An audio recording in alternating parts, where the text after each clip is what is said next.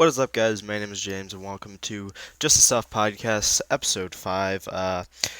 So today we have a bunch of news to talk about. It's been a couple weeks since I did the last episode, but yeah, a lot has happened. Some things we're going to talk about today is some different Lego news, like Lego Mario. We're getting a 501st Battle Pack, as well as a couple other things. We're going to talk about the Clone Wars. We're going to talk about 4 different movie reviews, as well as my Star Wars movie ranking, which I'm very excited to share with you guys. So we're going to go ahead and jump in to it with our first topic today, which is Lego Mario. So this is something that Nintendo and Lego have been working on for a while. So one of the sets here is the starter set. So as you guys can see, this takes a little bit of a different take than the standard Lego building system. It uses technology along with the actual brick.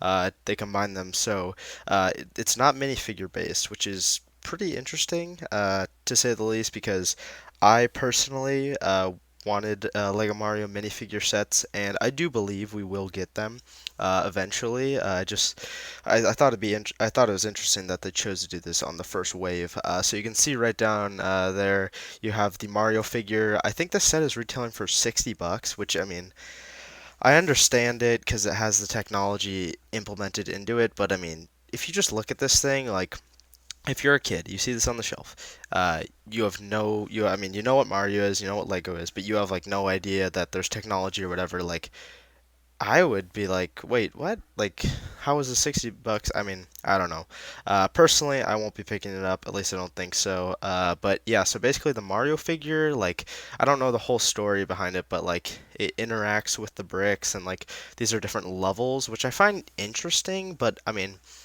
I really think they'd be making more money off minifigure based sets, but these are all sold out. The pre-orders are, so I can see they're going to be successful. I mean, Mario and Lego is probably one of the biggest collaborations we've seen in the past couple of years. But yeah, I mean, overall, I like the set. I don't think it's great, but it's not for me. The other set that I actually do kind of like is the Bowser's Castle set. This is the only image I could find. I think if there's more on the sides, but I do really like the brick built Bowser. I would have liked obviously to get like a big fig figure in the Hulk style, but I mean Bowser's Castle looks. I think it actually looks really cool. Again, I think it's like $100, and this one doesn't even come with Mario. So basically, in order to get like the full experience, you need to buy the $60 set, and then I think this one's like $100 or more. So I mean, you're getting yourself in deep as far as price wise go. But I mean, overall, I think I like this set more than the other one.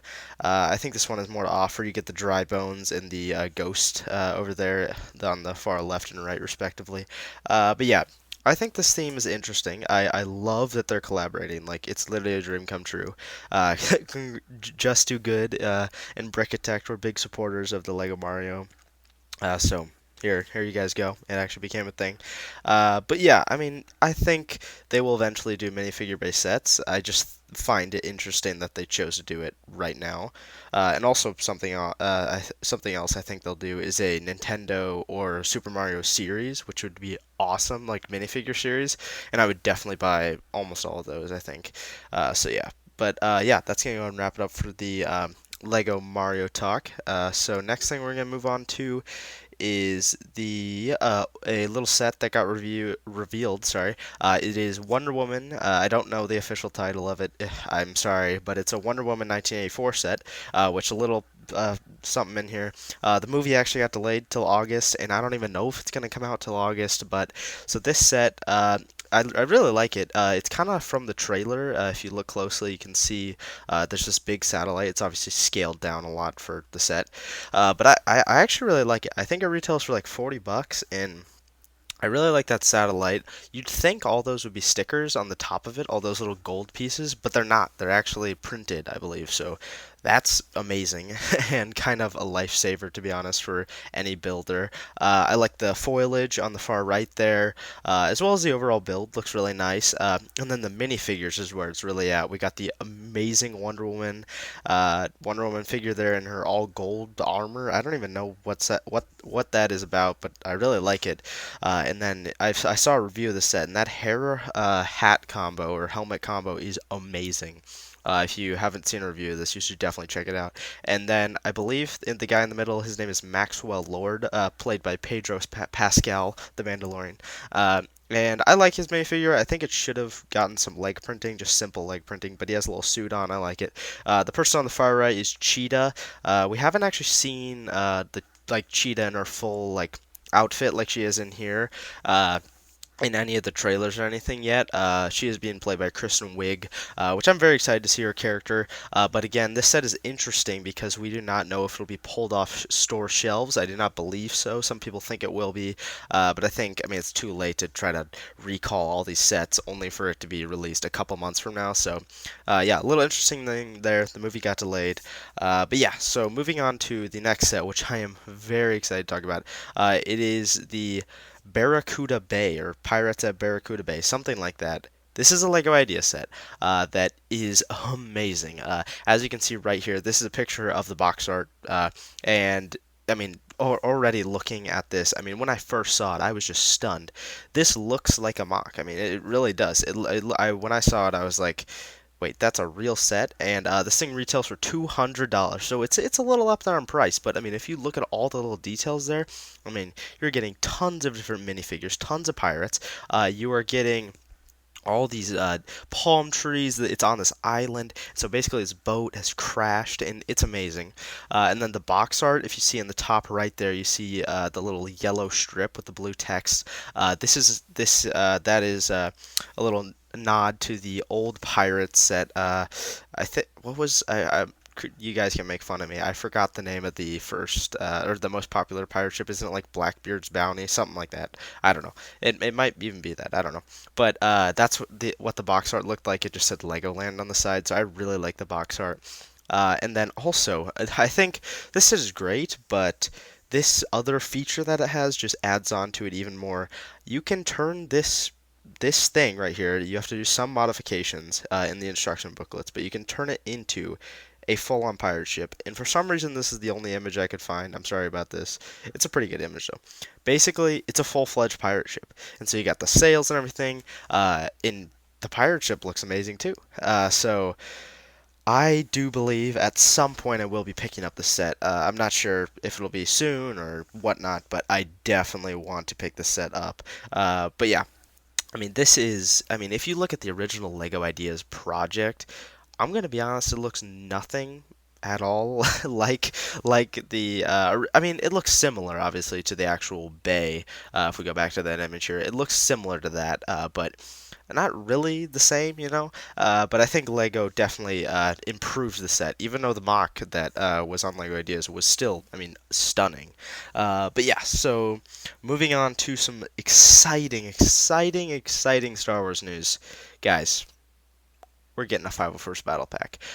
So yes, if you do not know the story of the 501st Battle Pack, so I believe it was December of 2018. Correct me if I'm wrong in the comments. But yes, MR Productions. He made a video. He said, "Hey Lego, we want a 501st Battle Pack." He told them, you know, we want this. We want a couple 501st clones. You know, maybe an ATRT. That's it. And so so people just started spamming accounts, Lego's accounts. We want a 501st Battle Pack. I mean, it was everywhere.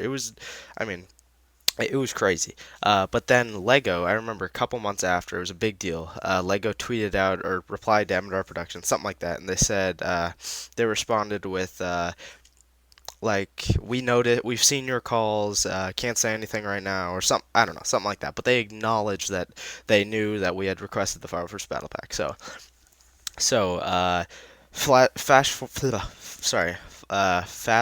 fast forward to about, I think on the recording of this video, it was about like 2 or 3 weeks ago. So I'm sitting at my desk in the studio, and I'm just I think yeah, I was scrolling through Twitter or something, and then I get a notification from YouTube. Or no, hold up, sorry. I want to tell the story right because this is crazy. But so yeah, I think I was busy doing something else, and then I pull open my phone because I hadn't checked my phone like Twitter or anything in like an hour. So I actually would have found out about the set earlier, but I mean that doesn't affect me at all. But I flip open my phone and there it is. The first one was from Rich Boy J, and it said like we actually got a 501st Battle Pack, and like he's just walking around and he's like freaking out, and I'm like, wait, is this real? And then he pops up an image, and oh, it was this image, and oh my word, I mean I mean, Ryan, I mean, people have been complaining a little bit. It's not exactly what we asked for, and obviously it isn't, because it is $30. But the $30 is for the two extra battle droids and a whole nother build. So honestly, I mean, this is one of the best Lego sets ever made. I think it isn't officially titled a battle pack, but I mean, come on, we all know it's a battle pack. It's just, I mean, you get this bark speeder in 501st colors. That's one of the best bark speeders, I mean, we've ever seen. You can just remove the stud shooters, which is fine. Then you get a 501st ATRT, which is basically an improved ATRT from the 20th anniversary set last year, which that set was $30, and it was pretty much just the ATRT. I mean, there was a little extra builds, but this set is $30 with 6 minifigs if you count the droids. So you get 3 501st troopers, all brand new prints. I believe, so it's a new helmet print. I believe it is the same helmet mold though, which I really like the new print. It looks way better. And then the 501st Jet Trooper, which is awesome. I really like that from Battlefront 2 and the new Clone Wars season. You also get 2 battle droids, which I can never have enough battle droids. Also, another thing amazing about the set is since it is not technically a battle pack, you get normal blasters, which thank you, because, I mean, you know, I love the stud shooters, I love playability, but the stud shooters kind of suck, to be honest, so thank you, LEGO, for including real blasters. This set is amazing. I think for day one, I'm probably buying 3. I'd buy. I mean, I don't know. It depends on if there's a promo. Like, I think this would be the time, August 1st, throw out like a, I don't even know what Star Wars promotion, like a little like minifigure or something. I don't know. Re-release the Obi-Wan polybag or so. I don't know, but I'm buying a couple. Definitely for sure. These things are amazing. I love them, or I love this set. Yeah, definitely one of the best Lego sets, and one of the most exciting announcements we could have in this kind of crazy time. But yes, moving on to another Star Wars set that got revealed kind of recently is the UCS A-Wing. And man, so when I heard the rumors that we would be getting an A-Wing for our UCS set this year, I was a little skeptical. I mean, you know, I love all the UCS sets, but I was like, I mean, an A-Wing, like how, I mean, you know, this thing's gonna be so out of scale. I mean, you know, I mean, it's, I guess, complete the fleet, you know, that we've gotten every other Rebellion ship except for the A-Wing. But boy, was I wrong. This set is gorgeous. I mean, I think one of the best things about the set is the color scheme. Dark red, one of my favorite Lego colors, combined with white. I mean, those just go together so well because the dark red just pops with the white. And I mean, the way they could get those angles is amazing. And this set, I didn't think it would look very good, like super scaled up, but it looks amazing. So this set is retailing for $200, which, yes, I don't know, that's the usual UCS price. I will most likely be buying this, probably not right as it's released, but later in the year. But yeah, really like this. Comes with a little minifigure there, if you can see him. Just a standard A-Wing pilot. Excuse me there. I didn't expect anything else. You know, A-Wing pilot. Nice to get. Maybe would have liked some arm printing. I don't believe he has any arm printing on there. But yeah, really like this. Something else that is really good about this is the box art. So you can see a picture of the box art there. And wow, this box art is crisp, to say the least. So they did change it up technically again, because the box art has changed a lot. It used to be in the design of like the UCS Falcon, and then they switched it to the one from the Tantive 4, and then they went to this, which is amazing. This is the same box art design and text and whatnot as the helmet sets, which, I mean, the helmet set box art looks amazing, and this set just looks amazing. You know, it's just simple. You got the Lego logo, you got the Star Wars logo, it says Ultimate Collector Series, and it says A-Wing Starfighter Star Wars. That's all you need. And then you got the A-Wing prominently in the middle, which is just stunning.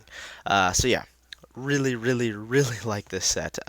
Definitely one I hope I can pick up soon. And along with the release of this set, is the May the 4th promo for this year. Also, sorry I couldn't get the best quality of this thing, but it's fine. Even if you're listening to this, you can't even see it, so it doesn't matter. But yes, this is officially titled the Death Star 2 Battle. We'll have 235 pieces, and this will be a promotion running from May 1st to May the 4th. Obviously, May the 4th, Star Wars Day, whatnot. And I'm going to be honest, pretty disappointed. I mean, so the last couple years overall have been a little disappointing as far as May the 4th promos go. What was in 2016, we got the Stormtrooper minifigure with that little extra pouch. That thing wasn't great. The next year, we got the R2D2. I decided to buy, spent $50. I think, I don't even remember what I bought, but yeah, I got it. It wasn't great, to be honest.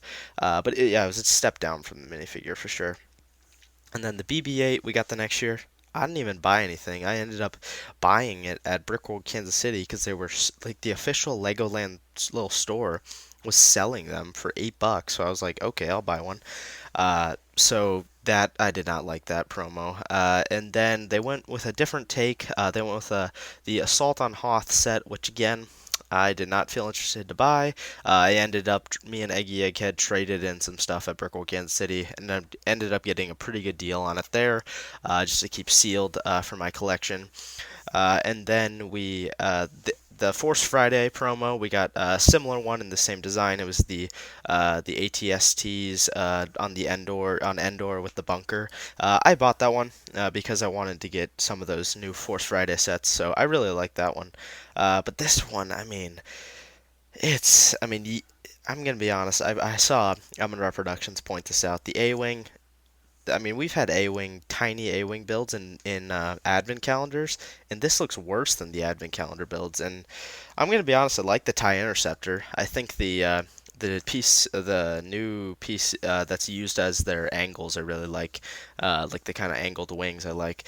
But I mean, like two micro starfighters and then a bunch of Greebles, and this is like a set. I don't know. I really don't understand, to be honest. But I think I might be picking this up. I do want to complete, since I have the other two of these kind of promos. I want to get all three, so I think I'll end up getting it. But yeah, so I think I'm debating on getting Poe Dameron's X-wing Starfighter, the new one that came out, because I don't have an X-wing, which I feel kind of shocked about, because I did want to buy the Luke Skywalker like Rebellion one from a couple years ago, but I just never bought it. But yeah, so I do think I'm either gonna get that, or I'm gonna get the Boba Fett helmet and pre-order the Baby Yoda brickhead. So I'm debating between those two, or just not getting anything. But I will update you guys next podcast if I have ordered anything or whatnot. Moving on to our next topic, it will be Lego Masters. So Lego Masters had its, I can't remember. I think there were like 3 episodes left last time we talked, maybe. But yeah, I'm just gonna talk about the last two. So the second to last one, we had the Star Wars episode, which honestly, I loved, having a Star Wars episode. I would have liked to maybe see them do it earlier in the series, because I would have liked to see some other contestants and what they would build. But so we had Sam and Jessica, Mark and Boone, and Tyler and Amy. Those were the 3 teams left. Also, full spoilers, by the way, for the rest of the season. So, there you go. But yeah, so Mark and Boone. Well, first off, they had to build a droid, like the custom droid that moved and whatnot. And so I liked everybody's droids. I thought they're all pretty cool, but that was just a part of it. And then the main build was building a scene from a Star Wars movie. They gave you, a certain amount of scenes or whatever. So Mark and Boone built an Endor bunker with an ATST and trees and Ewoks, and I loved that one. I mean, it was amazing. And yeah, very good build. Then Tyler and Amy built like the assault on Hoth, so they had the AT-ATs attacking the rebellion, and the shield generator and all that. And then Sam and Jessica built the Battle of Crate, with everything that happens in the Battle of Crate. And my favorite build personally was Mark and Boone's, followed by Tyler and Amy's, and Then with Sam and Jessica's, I just didn't think it was very good. I mean, there were definitely components I think of each of them that were really good. Like the judges had the ranking as Mark and Boone number one, Sam and Jessica number two, and Tyler and Amy as number three. They ended up letting everyone go to the finals, which I didn't really agree with, but it was whatever. But yeah, so Mark and Boone, I agreed with that position. But then well, actually, Sam and Jessica, I think I enjoyed parts of their build, like the explosions. I really liked, from the dust flying up in the air. I really liked, but where it lacked was the ski speeder. I thought wasn't very good. I mean, it looked good. It just needed more detail. And then the wall, I didn't. The mountains, I didn't. They didn't use any slopes, which I also know that I shouldn't be criticizing this, and I'm trying not to compare it to any of the big crate builds by like the Brick Wiz, Rich Boy J, David, because those are all built over 48 weeks or whatever, and this was just like 24 hours. So, but yeah, I think they could have used slopes on that wall. I don't know why they didn't. And then yeah, I mean, I don't know. It just wasn't the best, I think.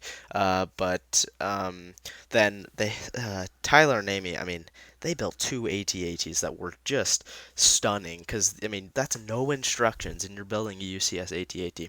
I thought it was amazing.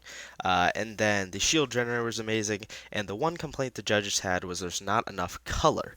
But they did have an explosion, which I thought was pretty good. Could have been a little bigger. But something that I just find interesting is they're just building accurate to the scene. So I don't understand. You can't make that complaint when it's like 100% accurate because there's not that many like there's not a lot of color on Hoth. There's just the snow and the AT-ATs and a couple explosions here and there. So I mean they just built it accurately. So I'm a little disappointed about that. But they all went to the finals, so it doesn't matter. So then we get to the finals. We had Tyler and Amy. They built this kind of medieval tower with this like dragon fighting this hawk, which was moving its wings. I thought it was cool. Then we had Tyler and or no, sorry, Sam and Jessica, getting them mixed up there. Built a peacock, which I thought was like cool and well designed, but it just wasn't like final Lego Masters material. I mean, that's nothing against them. I mean, it was very creative and I really liked it. But then we had Mark and Boone who built this massive tower. It was called the Tower of like Creativity, I believe, something like that. And they had these different interactive features with this like paintbrush that would flip the walls around and show that everyone's being creative. And I thought their message behind it was amazing. But Tyler and Amy ended up taking the victory, which I mean, like my opinions aren't going to change the show or whatever the events of the show at all, but I do believe Mark and Boone should have won. I don't know, yeah, but so that's what happened. I enjoyed Lego Masters overall as a season. I don't think it was perfect. I honestly don't think it was a perfect show. I enjoyed Will Arnett. He got a little bit. I mean, not annoying, but he kind of ran out of gas towards the end of the season, but still very enjoyable, very funny. I'm pretty sure season two is basically confirmed, so I'm definitely excited for that. But yes, so yeah, Lego Masters, I really liked it. Yeah, so moving on to a show. I love Lego Masters, but a show that is a lot better. Star Wars: The Clone Wars, you guys. I believe what is the last episode I talked about? It's probably we're probably somewhere in the Ahsoka Walkabout arc, which is the middle arc. And overall, those episodes I didn't really enjoy too much. I thought all the Ahsoka stuff was great. The sisters, I just didn't really. I wasn't just invested in them very much. I love the Maul cameo. But yeah, so we're in the Siege of Mandalore now. I'm over that arc. Okay, so let's talk about also full spoilers for the all the Clone Wars, the Siege of Mandalore, whatnot. We're getting into it with yeah, it was episode 9 of the final season of the Clone Wars. I believe it was officially titled like Old Friends Not Forgotten. And wow, wow, wow, wow, wow, wow, wow, wow. I literally cannot say wow enough. This episode was amazing. I mean, it was just it was just amazing. So we start off with Obi-Wan and Anakin. They're on this bridge and they're fighting they're fighting these the droids, and then Anakin walks out, kind of messes with the droid commander, and then takes him out, and all the clones fly up, and it's just a stunning scene. It was just an amazing little Clone Wars battle. And very reminiscent of the Clone Wars movie with the Battle of Christophsis. I just loved this episode. I mean, the start of it was great, and then Obi-Wan and Anakin find out that they're getting a transmission, and it's from Fulcrum, which is Ahsoka's code name, which I really like, and they thought it was Saw Gerrera, which I think is also interesting that he used that code name. But anyway, they fly up to their ship, and Ahsoka's there with Bo-Katan and some Mandalorians, and they're like, "Hey, we need your help. Mandalore is suffering because of Maul, and we can capture Maul." And so, basically, Obi-Wan is like, "Hey, I need to go talk to the Jedi Council about this. I don't know if we're gonna do that." And the dialogue in this episode is just so powerful because I mean Anakin, when she gets off his ship, Anakin's like, "Oh my gosh, like how are you doing?" And she's just like, "Hey, no, we gotta get to business. We can talk about that later." Like she is just like, "Hey, y'all betrayed me. You can't expect me to walk back in here and like forgive all of you." Like I mean, Ahsoka was just like so real in this episode, and I mean, and then Bo-Katan, and when Obi-Wan questions that, and he's like, "I need to talk to the Council," Bo-Katan is like, something about my sister, and then she's like, "I thought she meant something to you," and that was just wow. It just like hit me in the heart. And then Obi-Wan is like, "She does, but like, listen, like I can't let my feelings cloud my judgment," and that was just powerful. And then whew, this is an emotional scene. And then Ahsoka and Anakin are walking down the vendor hallway, and Ahsoka, people are saluting her, clones are saluting her, and she's like, "They shouldn't call me commander. They shouldn't salute me. I'm not a Jedi anymore." And it goes into Ahsoka and Anakin walking in with Rex, and as you can see this picture right here, and the 322nd or 332nd, I believe it is, Legion is standing there. The Ahsoka troopers. And I mean, man, and Anakin goes, "Loyalty means everything to the clones," and obviously that means, I mean, that's just that line is so powerful because we know that Order 66 is gonna happen, and I mean, Ahsoka is, she's walking around, and I mean, it was just crazy. It was very emotional, because I mean, it was just amazing. But yeah, so. Then Ahsoka and Anakin, she's about to give him his lightsabers back, or her lightsabers back, and then these sirens go off, and everybody's panicking, and Obi-Wan runs in, and he goes, "Anakin, we have to go," and Ahsoka's like, "Wait, what's happening?" And the Chancellor has been kidnapped, so we're like literally, it is Revenge of the Sith, basically. We are right before Revenge of the Sith, and so. Revenge of the Sith, or sorry, I don't know why I said Revenge of the Sith so many times, but yeah. So then they're like, "We have to go save the Chancellor," and then Ahsoka's like, "Hey, what about the Mandalorians? Like, we're just gonna let them die?" And then Anakin's like, "Hey, we can divide the 501st in half, promote Captain Rex to Commander," which I loved, and then they can go to Mandalore, we can go save the Chancellor on Coruscant, and everything will be good. Ahsoka gets her lightsabers back, loved that. Then they all go their ways. So Anakin and Obi-Wan go straight into Revenge of the Sith. Ahsoka, Rex, everybody, Bo-Katan go down to Mandalore, and that landing scene was just amazing. So Ahsoka, so they're flying in on the gunships, and then Maul's Mandalorians start attacking, and Ahsoka's jumping from ship to ship, slicing people up, and she saved this one pilot, and it's just amazing. And then we get the score in this episode is just amazing. By the way, Kevin Kiner, oh, just amazing. And then we move on, and she's running around, they're defeating all these guys, and then they go into the throne room, and Bo-Katan's she's like not messing around with Almac. She just like base almost shoots him in the face when he tries to like make an excuse or something. And then Ahsoka and her clone group or whatever, a little group of clones, are walking around in the underworld tunnels, and they're chasing after Gar Saxon, which, by the way, if you haven't seen Star Wars Rebels, is in this episode. Loved him. His animation, or his character model is amazing, by the way. And so yeah, they're running through the tunnels and they're like fighting, and it's amazing. And then her whole like group gets wiped out, and then Maul comes out and he's like, "I want a Kenobi. Like, why are you here?" And and then the episode ends, and I was freaking out. I mean, it was just amazing. I would say that one is the best of the series, but it's competing with the the next one we're going to talk about, which is episode 10, I believe. And so this is, as you can see in that picture right there, this is the one where we get the Ahsoka versus Maul fight. This was teased, I mean, so long ago when Dave Filoni first talked about the Siege of Mandalore, before they even announced the Clone Wars was coming back, and we finally got it. So basically, the episode starts out. Oh yeah, Ahsoka, fights Maul and stuff, and then they escape. And oh yeah, also sorry, in this he's talking about Darth Sidious, and he had this vision, Maul did, about kind of the future and like what was gonna happen. And I mean, the way that, I mean, Maul is so scared in this episode of Darth Sidious. I mean, he like shudders at the when he says his voice. And then so they escape and they go back and they're at a little hologram table. With Rex, Bo-Katan, Ahsoka, and Obi-Wan, and Obi-Wan and Ahsoka's like, hey, have you ever heard the name Darth Sidious? That's what Maul just said that. Have you ever heard that?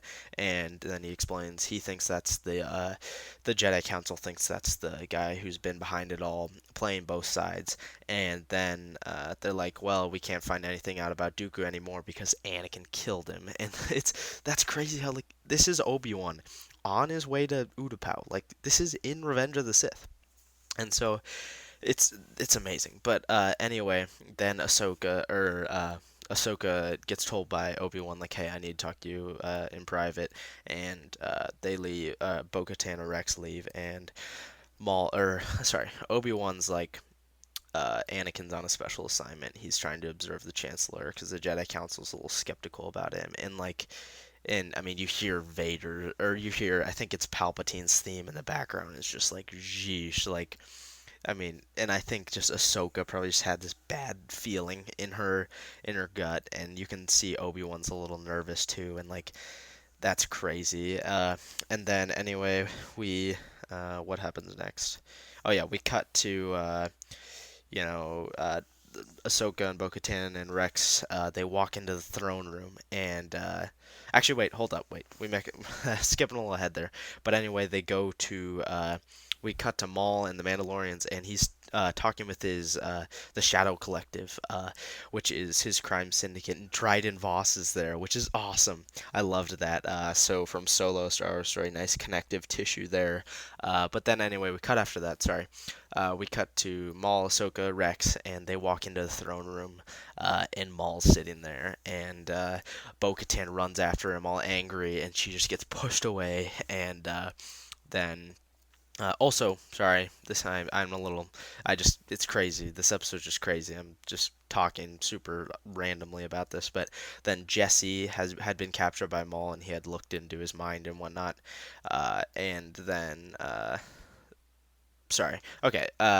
Also, I forgot about Almac. They go to interview Almac, and he gets killed by Gar Saxon, and I like that scene a lot because he revealed that Maul wanted Skywalker, and yeah. Sorry, we're off topic. But anyway, Ahsoka and Maul are there, and Maul's like, "Hey, join me, and we can go take out Darth Sidious together, because I mean, something crazy is about to happen. Like the Republic's about to fall because of Order 66." But I mean, Ahsoka and Maul don't know about Order 66. At least we presume that Maul doesn't.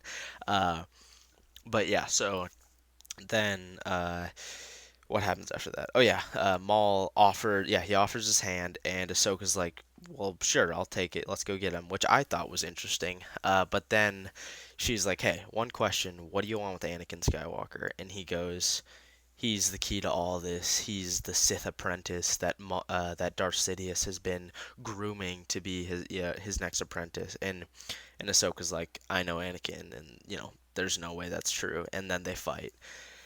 And this fight was just amazing. I mean, they did motion capture for reference with Ray Park, and I forgot the female actress who did the motion capture for Ahsoka. But yeah, they're just going at it. One of the best lightsaber fights ever. Then let's see. Yeah, Maul runs away, and then they're in these rafters, which I really like in this picture, as you can see, and they're just dueling it out, and then they capture Maul, and Maul's just screaming in panic. He's just like, kill me, no, I know." I mean, because he knows that Order 60, or he knows something bad is about to happen, and so I mean, I cannot wait for episode 3 and 4.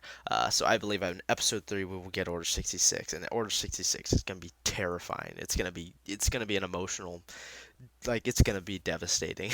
Like, I'm gonna be a nightmare after that episode. But yeah, and fourth episode, I don't even know. It's probably gonna be amazing. But yeah, also if you guys want to hear my raw Clone Wars thoughts, make sure you follow me on Twitter, because that is where I post immediately after and whatnot. Also, okay, so that is the end of the Clone Wars talk. Moving on, we're gonna move on to a little topic here. This is just kind of off the top. A bunch of movies are delayed. There's pretty much not a like the whole MCU schedule got shifted back, which is kind of insane. Yeah, the whole MCU schedule gets shifted back. I mean, there's tons of other videos if you guys want to hear about all the movies delayed. But time to get on to the movie reviews. So the first one is The Farewell, directed by Lulu Wang. It came out last year. This is a A24 film, and I love this movie. You got Aquafina in the lead, and she just carries this movie so well. So basically, again, spoilers for this movie. If you guys haven't seen it, definitely check it out. It's on Prime Video, so if you have Amazon Prime, you can watch this movie. But yeah, so basically, the plot is that Aquafina, our main character, she's in this big family, and their grandmother. I cannot pronounce her name. I apologize, but she's very good in this movie as well. Her grandmother is diagnosed with cancer, and the whole family does not want to tell her, and that is a Chinese tradition, I believe. And so they're not going to tell the grandma, and so they make up this fake wedding for one of like her brothers, I believe, and to get the whole family back to China because she and her family lives in the U.S. So they all go back to China to visit their grandmother, and so the grandmother has no idea she has cancer, but everyone around her, knows this might be the last time they'll ever see her. Uh, and this movie, I mean, it's amazing. Some of the highlights for me, the cinematography was beautiful. I mean, it's just amazing, and the cinematography combined with the lighting was just great, and then the score was very moving. This movie was very moving. It's a simple story, but it's very effective. I mean, it's just. I mean, it's a slow film. So if you're not into slow films, then this isn't the movie for you. But I mean, I mean, it hit me emotionally on a lot of levels. I definitely think you guys should check this out. I'd give this an 8.5, closer to a 9 out of 10. I definitely want to see what Lulu Wang can do in the future. And yeah, I mean, this movie is just it's amazing. I mean, just like, you feel for the characters. Like, I mean, I don't think many people have experienced a situation like this, but you really feel like you're Aquafina's character, and you're there, and you're like, I mean, she just wants to tell her grandmother so bad, and like wants to help her, but she can't. And yeah, and some of the highlight supporting roles, again, the grandmother is amazing. I'm just gonna try to say her name, but I'm probably gonna butcher it. It's like Zhao, something like that.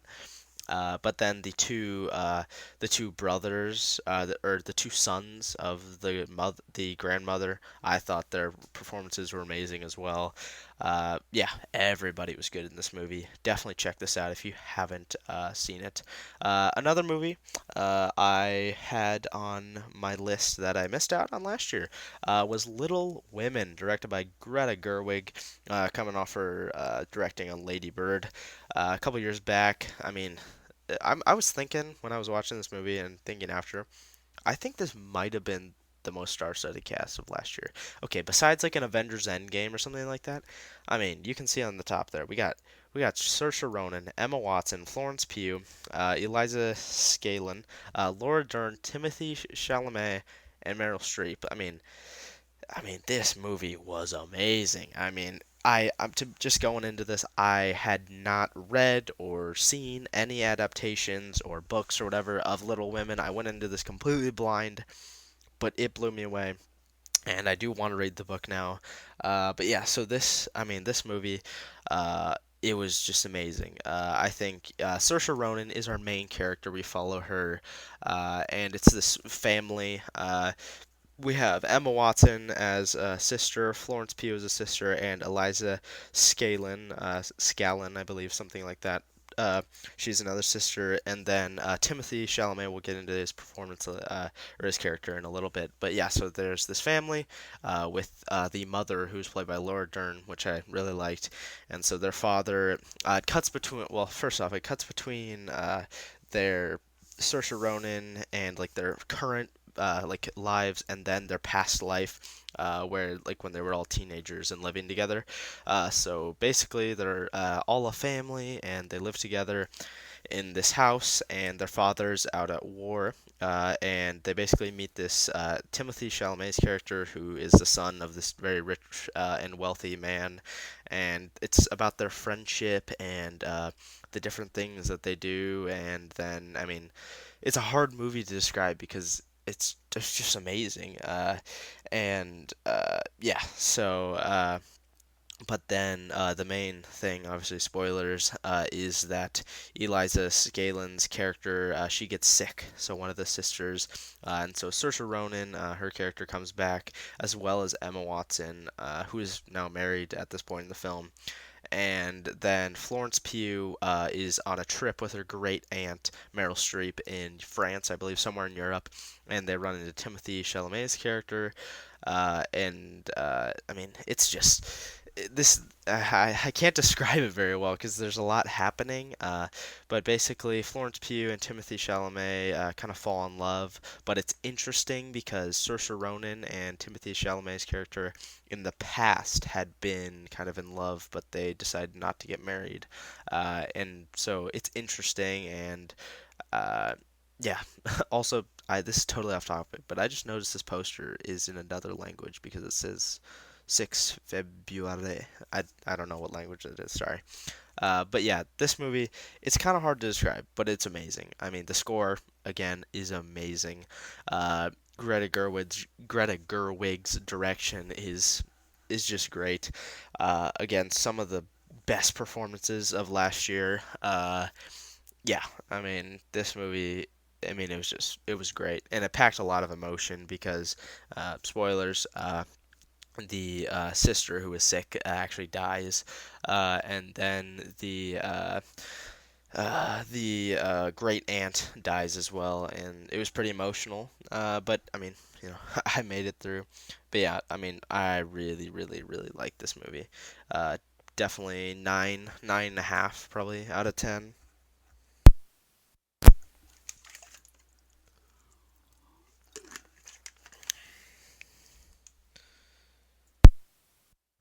Okay, I'm sorry. I just took a drink of water there. Okay, moving on to our next movie review or whatever you want to call it. We have Onward. So, this movie, I do feel bad for this movie, to be honest. So, this movie, as you can see right there, was coming out March 6th. 6th. So, it had, I believe, 2 weeks in theaters, and then theaters shut down. Coronavirus happened. It was crazy. So this thing, about 2 weeks later, maybe went straight to digital, like purchasing it on digital, and then 2 weeks later, it was on Disney Plus. And so I watched this on Disney Plus, and I went into this movie. I had it on my watch list, and I was like, okay, I like Pixar movies. The Pixar originals, I've been a little skeptical about, but what, I'll watch this one. I'm excited, and this movie is a lot better than I thought. Like, I thought it was gonna be decent, but this movie was really good. We got Chris Pratt and Tom Holland, who are these two brothers, and their performances. I mean, it's obviously voice acting, but their performances were great, as well as Louis Joyce Dreyfus. I totally just messed that name up. Okay. She's from Seinfeld. That's all I know.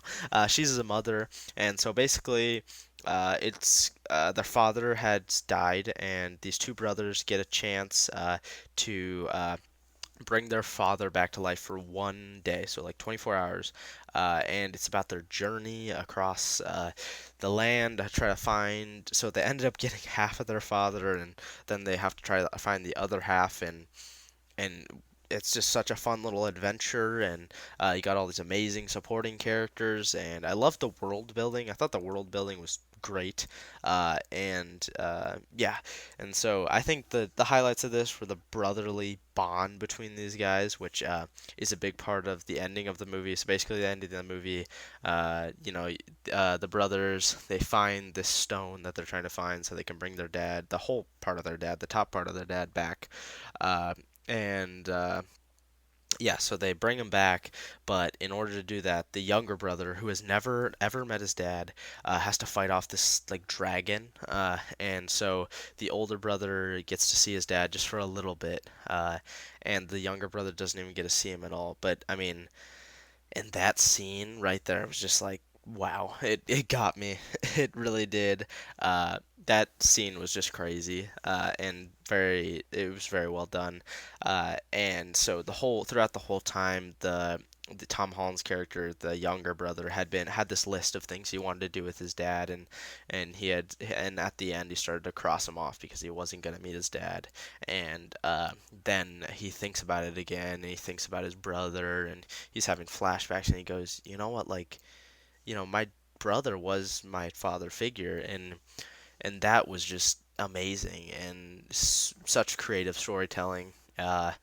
And yeah, I liked it, honestly, as a overall, yeah, it was just overall a lot of fun. I definitely recommend it. I don't think it was the best Pixar movie, but it was definitely a bold kind of move for Pixar to take, but I think it paid off pretty darn well. But yeah, so I'd probably go 8 out of 10, honestly. Maybe a little, maybe like 7.5. But I did enjoy it a lot. And then moving on to our final movie review, which I was not planning on watching. Well, I maybe was, but it's Extraction. So basically, the only movie that has been released in the like actually a new movie that has been released in the last couple of weeks since there are no theaters, is this little movie called Extraction. It is produced by the Russo brothers, written by Joe Russo, and the director actually is Sam Hargrave, and he used to be, well, first off, he used to be a stuntman for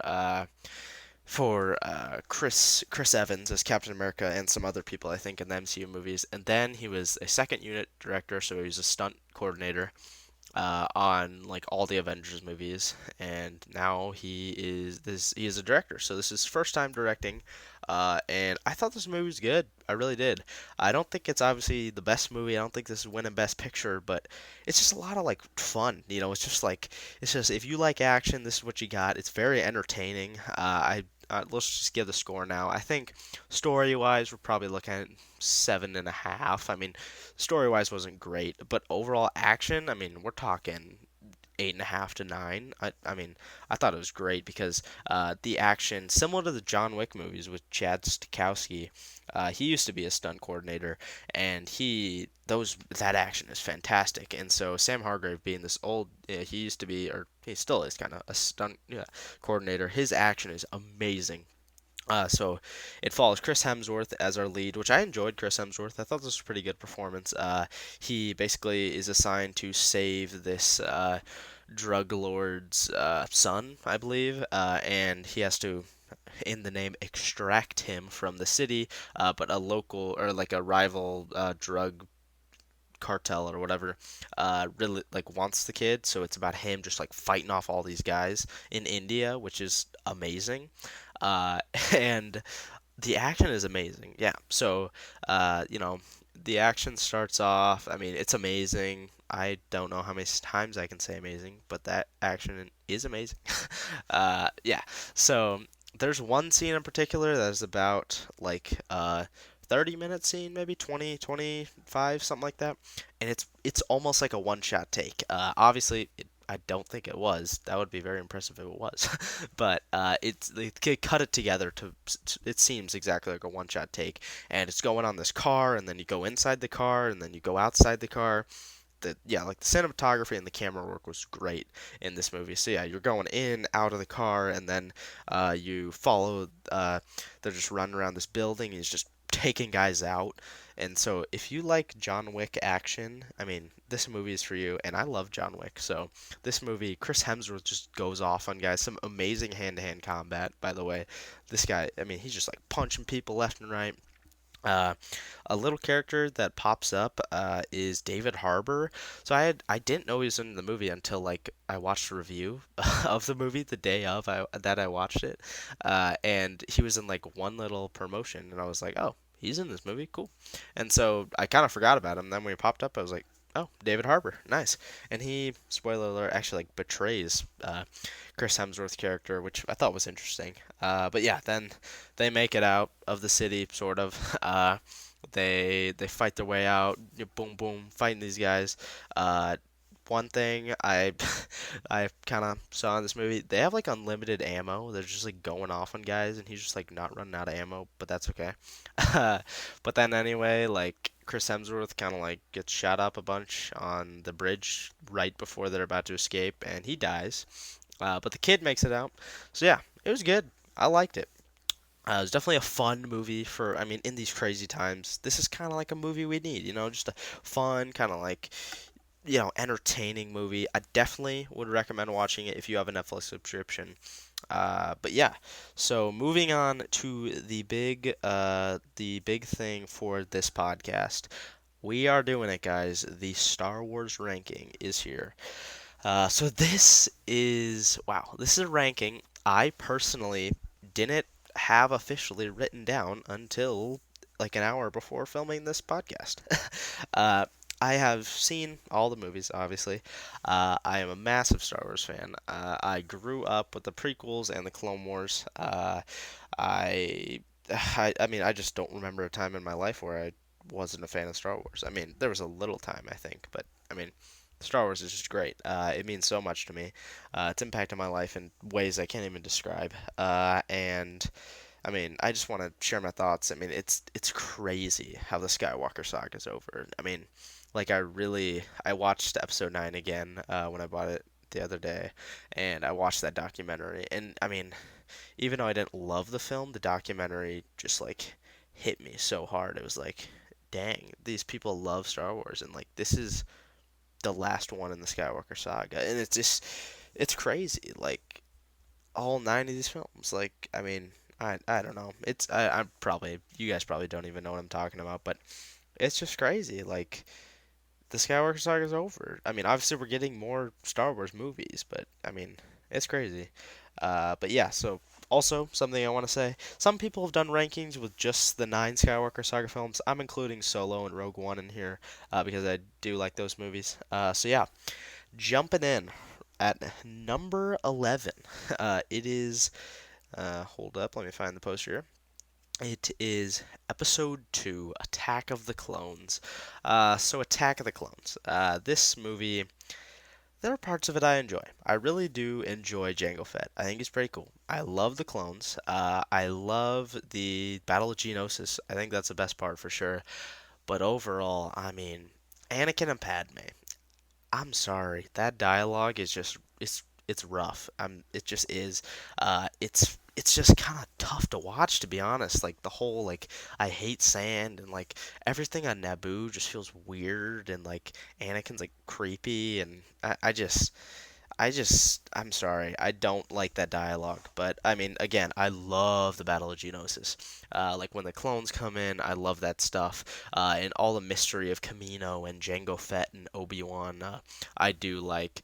And yeah, I think we could have seen some more. I mean, we see a lot, or see a good amount of Anakin gonna join the dark side or leaning towards the dark side, because obviously he what does he do? Oh yeah, he kills all the Tusken Raiders after his mom dies, and he also marries Padme, which is against the Jedi code or whatever. But yeah, this movie, I don't think it's the greatest, but I mean, it's still a Star Wars movie. I enjoy all these movies. Like, no matter what, I enjoy all these. I hope you're aware of that. Like, I love Star Wars. Like, I love them. I just, episode two, it's not my favorite. So, moving on to our next one here, it is episode one, The Phantom Menace. And so, this one, I think, is a lot better than episode two because, I mean, the biggest problems with this one for me personally is Jar Jar Binks. Obviously, I mean, I've grown to like him more. I just don't think he's the best character. I think all the Senate talks and whatnot are just they're just. I mean, I think some were needed. I think having a little bit of them is good, but I think just some of those are just dragged on too long.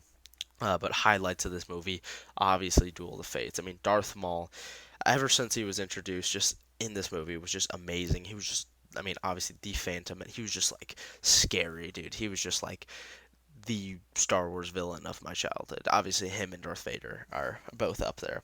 But yeah, you got Liam Neeson. I loved Qui-Gon Jinn. Loved him. I thought one interesting thing, I've heard some different people talk about it. I don't know, young Anakin, I thought was an interesting take because it's hard to go from episode one with like a little tiny Anakin jump up to episode two where Anakin is a teenager or whatever. So that's one thing I don't really like. I thought the Gungan battle, I mean, a lot of people hate it. I don't mind it. I think it's decent.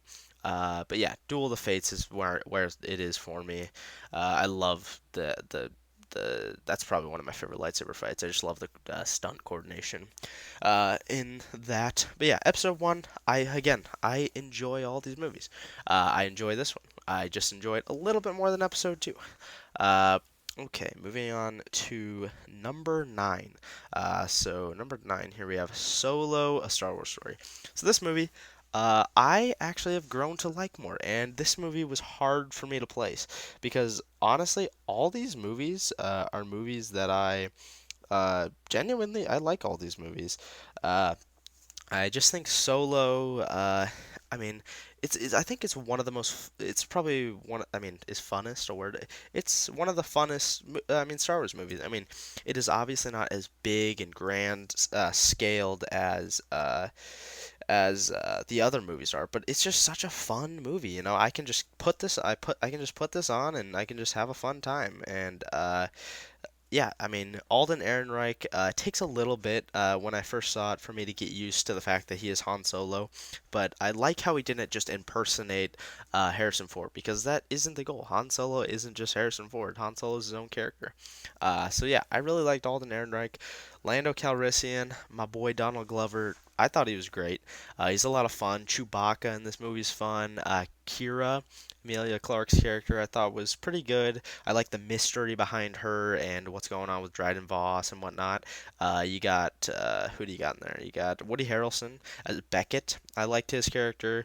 I think some of the highlights include the obviously all the stuff on Kessel was a lot of fun. Chewie get like meeting up with those Wookiees was cool and saving them, and then obviously the actual Kessel run I thought was really cool, and then the train sequence was really cool. I liked Han's like the backstory of Han on Corellia. I thought was really cool. I liked seeing the Empire kind of in its early stages, and then obviously we got to talk about it. I mean Darth Maul at the end, like I I just was like, I don't even think I didn't scream in the theater when I first saw it. I just like my jaw was just dropped. I was just like, Darth Maul on screen? What? Like again? Like he like ugh. I mean, obviously he'd come back in the Clone Wars, but I was like, I never thought I'd see him in live action again. That's a nice surprise. But yeah, so I do hope we get some sort of solo sequel, whether it's in a Disney Plus series or a movie. I do think we'll get some sort of thing in like that. But yeah, this movie, it's fun. That's what I would say. It's fun. Not exactly the best movie. It just is a lot. It's just small scale, and to be honest, like if we didn't have this story, it really wouldn't affect the rest of the Skywalker saga at all. I mean, it answered a couple questions like where'd Chewbacca come from, where'd Han Solo come from. Also, something I don't like is Han Solo's name, that it just came up because the guy said he doesn't have a family, but that's whatever. Okay, moving on to our eighth movie, or number eight movie. And honestly, I'm gonna be honest, guys, I literally just made this change right now. Uh, it Number eight is The Force Awakens. So this might be pretty divisive, to be honest. But yes, this is. I think this is my least favorite out of the sequel trilogy.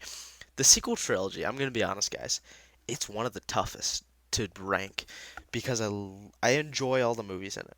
I don't love all the movies in it, and I have a lot of gripes with all the movies in it. And The Force Awakens, I think one of the biggest flaws is obviously just the unoriginality, I think, of it. Obviously, of Starkiller Base, basically Death Star. You have the whole scheme of everyone going in to blow the Death Star. You have let's infiltrate the Death Star or Starkiller Base. It's just got a similar plot to A New Hope. But I mean, I don't know. I Some of my highlights though. Poe and Finn. That opening scene, I just love how fun that was. They escape and then they get back to Jakku. We're not going back to Jakku. But yeah, that scene was so much fun. I loved the idea of a stormtrooper defecting. I thought that was super creative. A lot of fun there. Uh, I do also enjoy Kylo Ren. Obviously, I mean, he's not similar to Darth Vader. I enjoy Kylo Ren and Rey. I love them both. And yeah, Han Solo being back, love, love, love that. I think we should have seen a little more Luke Skywalker, but I mean, Luke's movie was Episode 9, so I don't feel like we're missing out on too much there. But yeah, so this movie. I mean, it's good. I enjoy it. Again, I enjoy all these movies. It is. I mean, it's really like neck and neck with all the other sequel trilogy movies, and as y'all will be able to see, with my next movie here, which is Episode 9: The Rise of Skywalker. That is my seventh favorite Star Wars movie. In this movie, I went back and rewatched this. In this movie, it's just very enjoyable. It is probably the most like, just upbeat, fun movie in the sequel trilogy. You know, I mean, there are a lot of issues, plot wise with this. I think, because some of my least favorite things include Ray Palpatine. Not a big fan of that. Palpatine being back, I mean, the way they handle it, I guess it's the best they could do, but it's just like, why is he? I mean, why is he back? And I think my biggest gripe with the entire sequel trilogy is like they don't really have a plan, to be honest. Even if they said they did, they didn't have a plan.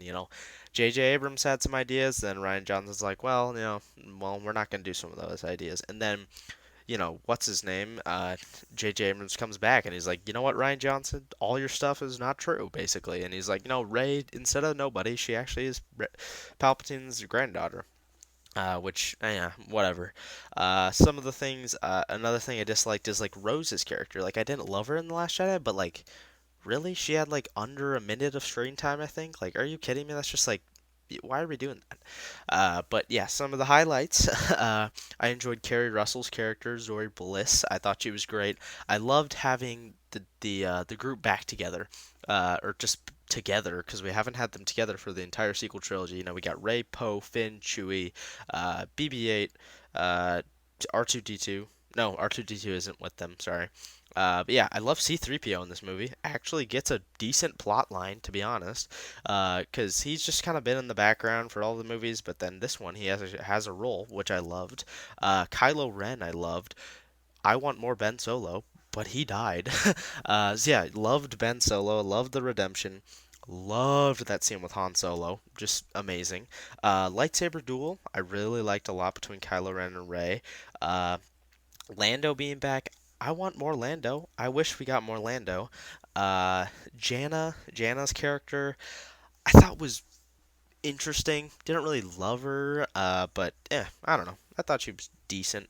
Then the whole like Death Star 2 being like crashed, I just loved. Like, I just want to like explore more of that. Like, I just want like an open world Star Wars game where the end, like the Death Star 2 is just crashed and we can just run around. Like that was just, I thought that was just such a cool location to go to.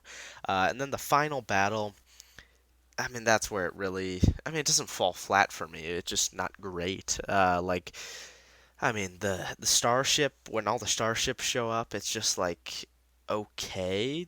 But they don't like treat it right, you know? Like I was really thinking we were gonna get a like all wings reporting in, and we'd get, you know, we see the ghost right there. So why didn't we have like Hera Syndulla Phoenix Squadron or whatever reporting in? Like, and we got that in the Skywalker Rise of Skywalker novelization. But I'm like, why did we not get this in the movie? So I don't know. I just think like we went a little overboard on the ships. Like it looks cool, but I think it's just a little overboard to be honest. But yeah, so I mean, yeah, and then the end battle with Palpatine. Like I thought that was cool with the voices of the Jedi. I like that a lot. Then like when she murders him and whatever, I liked it. And then the ending scene going back to Tatooine. I did honestly like how she went back there and we get the twin sons again. But yeah, this movie, a lot of plot points I don't like, but overall, it's a fun movie. That's what I would say. Okay, moving on to number six, which this might be the most controversial opinion I have on this list. Guys, number six, A New Hope. And by the way, I just realized that poster has like a little copyright thing on it, but it doesn't, but it's whatever. Credit to that person if you guys want to find this poster. Yeah, so the original Star Wars. So this movie, I'll give it credit. It's such a fun movie, and I mean, kicking off the Skywalker saga, like it's crazy how it did. Highlights for me are just Luke on Tatooine. It's just like fun, just walking around on Tatooine. You know, Obi-Wan. I liked his character a lot. Han Solo, obviously Han Solo and Leia, iconic heroes. And then Darth Vader is just so powerful in this movie. And the Death Star, I thought was like such an interesting concept. Obviously, before they made like 18 other Death Stars, uh, and just like the might of the Empire, I thought was just amazing. And this little rebellion that could, you know, just find this one little exploit in this massive space station. And I love the whole trench run. I think it's great. But I mean, overall, this movie. I mean, when I really look at it, like, I mean, it's iconic. You know, we got the score, which is iconic, and all the characters are. But it just, I mean, when you really think about it, like, I went back and rewatched it a couple months ago, and it's just like not as much happens as I think, you know. So we start off and, you know, we got the Tantive 4 scene, and then the droids, they go down to the surface. Luke meets up with them, you know, stays in Tatooine for a little bit, which I feel like some of the Tatooine stuff just lags on a little bit. Like, I love hearing about Obi-Wan's story and all that, but then we just kind of go, and then we go to Tashi Station to pick up some power converters. Not really, but they go to meet Han Solo. Then we go to the Death Star because we're going to Alderaan, but Alderaan's destroyed. Then also Princess Leia has been captured, by the way. Then we go to save Princess Leia. Then we go back, and then we go destroy the Death Star. So I mean, you know, we really only got three main acts in this movie, and they all are pretty simple. So I don't know. I think I guess you know, it's a very good movie. I just think in comparing it to modern day like storytelling, it's just not there's not as much going on. But I think having all these other Star Wars movies kind of hurts this one in a way, but it's still iconic, and I still love this movie a lot. But yeah, I mean, a little bit of a controversial opinion there. Coming in at number five, we have probably another controversial opinion. We have Episode 8, The Last Jedi. So this movie, a lot of people hate it, a lot of people love it. I'm kind of leaning more towards loving it, but I'm kind of in the middle. As I put it in my number five spot. Highlights in this movie for me: people hated Luke Skywalker. I loved Luke Skywalker in this movie. It would totally make sense why he would go into hiding after his Padawan murdered all his other Padawans. So I thought that made sense.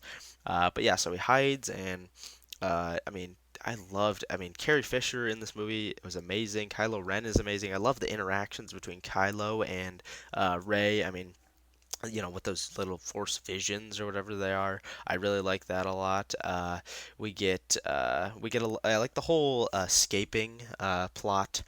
Where the resistance is just slowly running away. And one tiny complaint I can see is it does drag on because it's the longest movie in the saga. And like I think they tried to make up for the fact that it's pretty much just them cutting between Rey on Octu with Luke training and Kylo Ren and the Resistance, fighting each other. And so I don't know. I mean, then they threw in a Canto Bite scene to break up the monotony because they have to go find this code to break the code breaker or whatever. And it's Canto Bite is probably the worst part. I just think they didn't really accomplish anything because they went there to get the Master Code Breaker and they kind of did, but he was like a spy, and then he trade. They didn't even do anything. So then the Resistance has to go down to Crate, which Holdo and the whole Poe plot line wasn't a big fan of that. It's like, why did she not just tell him what she was doing? Like, I don't know why she did that, but then she sacrifices herself, which that scene is just visually stunning. Like, I'm gonna be honest, I think this is the best looking Star Wars film. I mean, it's just like the visuals are amazing. And again, Rose's character, I think she was just introduced too quickly and just forced on us too quickly. But I don't know. Then another scene that happens before is the start scene between the starfighter battles and the Resistance bombers. I really enjoyed that scene. Uh, you get Leia floating in the sky, and when she uses the Force, I didn't mind that. A lot of people I know, they're like, bro, like who are casual Star Wars fans, are like, I hated that scene. It looks so weird. Well, the thing is, Leia, as we find out in The Rise of Skywalker, trained with Luke, so she has experience in the Force, so that makes sense how she could survive that. So I don't get the complaints about that scene. And then we get on to the Battle of Crate. The Battle of Crate's amazing. I just love it. One of my favorite ground battles ever. Personally, I mean, it's just amazing.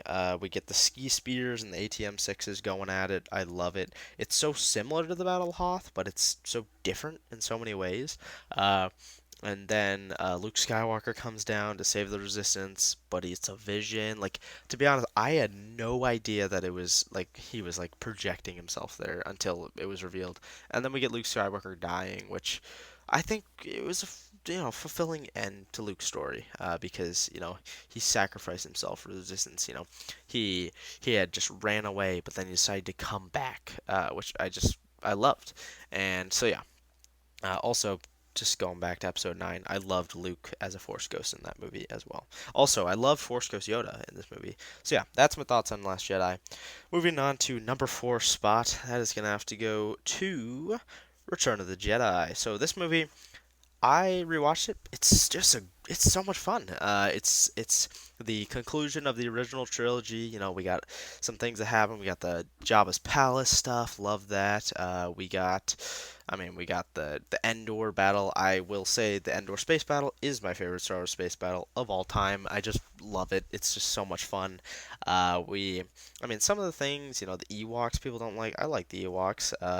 Then the fight between Darth Vader and Luke is just amazing. I love Palpatine in this movie. He's great. I mean, just such a fun movie. And yeah, again, I just really, really like it. I like the training with Luke, and Yoda gets his fulfilling end, and then they all come back as Force Ghosts. Obviously, one of the big things is like the Death Star 2. Like, I think they could have been a little more creative, I guess, but I mean, it's okay. But yeah, again, this is we're in some of the best Star Wars movies. Obviously, we're in the top 5 now, so these movies are all amazing. So yeah, moving on to my third favorite Star Wars movie, conveniently, Episode 3, Revenge of the Sith. So this movie, I didn't think I would rank it this high now, but after seeing the last 2 Clone Wars episodes, I enjoy this movie more. So it starts off with the Battle of Coruscant, and the Battle of Coruscant is amazing. And like now knowing that they just came out from talking to Ahsoka, like that's crazy. And then we get all the stuff between Anakin investigating the Chancellor, and Obi-Wan goes to fight Grievous on Utapau, and and that stuff is amazing. And the Jedi are starting to unfold this plot that, I mean, maybe the Jedi is coming to an end soon, and they find out Sidious. And I love that whole fight scene between Mace Windu and all those Jedi and Palpatine. That I love that fight scene. And then Anakin turns into Darth Vader, which is just crazy. Uh, and then I gotta admit, like, I think my favorite lightsaber duel, it's honestly competing with the Ahsoka versus Maul fight in the last episode of the Clone Wars. But wow, Anakin versus Obi-Wan. Whew, that, I mean, the music behind that is beautiful. I mean, just, oh, it's just so good. I mean, just so fast paced. Anakin has so much rage in his swings. I love it. A little complaint I feel is like Anakin's turn to the dark side is a little quick, but the Clone Wars explains that, and it you know helps show that off. Natalie Portman as what's her name, Padme, in this movie. I think she's good. Padme, I like Padme. She's a nice supporting character, and she ends up dying, which I find interesting. Like, she's lost the will to live. That's just a little strange, to be honest. I love Ewan McGregor's Obi-Wan, Hayden Christensen, great as Anakin. Uh, and then they all go into hiding. All the Jedi do. Also, Order 66, one of the biggest, just like emotional gut punches of any Star Wars movie, let alone any film. Uh, March on the Jedi Temple was crazy. I just love this movie. That's why it is my favorite prequel movie, to be honest. Okay, so moving on. Next for the number two spot. If you guys have been keeping track, we only got two movies left. What is it going to be? It is Rogue One: A Star Wars Story. So this movie, I can see this movie jumping out of my list soon, like jumping back a couple spots. But this movie's great. Like, when I think about it, like, it's so it's just so good. Uh, and it's just like wow, I don't know how to describe it. Like, when you hear the plot of this movie, you're like, really? Is that movie that good? Like, let's go steal these Death Star plans, and that's pretty much it. But like, I mean, Jen Erso and Cassian Andor, just like, I love their kind of banter together, and they're going all around the galaxy finding these different planets. I think this is the best like world building. Uh, in Star Wars, because you find out it's Edu, and you really find out like the darker side of the rebellion, because in A New Hope we see the rebellion's like, oh yeah, we're gonna defeat the Empire, but then Cassian like straight up murders a dude who like doesn't give him intel or whatever at the start of the film, which was like crazy. Which I loved that scene, by the way.